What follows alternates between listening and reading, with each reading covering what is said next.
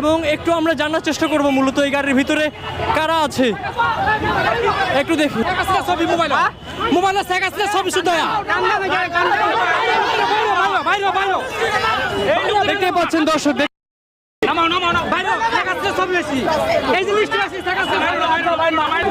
মোবাইলে শেখ হাসিনার ছবি আছে এমনটাই বলতেছেন। ভাই একটু একটু কথা বলতে দেন, কোথা থেকে আসছেন আপনি ভাই?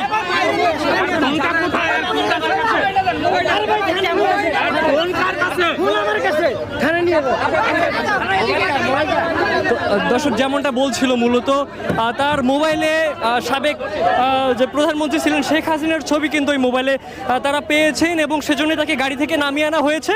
আমরা যেমনটা শুনলাম তাকে এখান থেকে এখন পুলিশের হেফাজতে তাকে দেওয়া হবে এবং সেখান থেকেই মূলত আমরা জানতে পারবো যে মূল ঘটনাটা কি।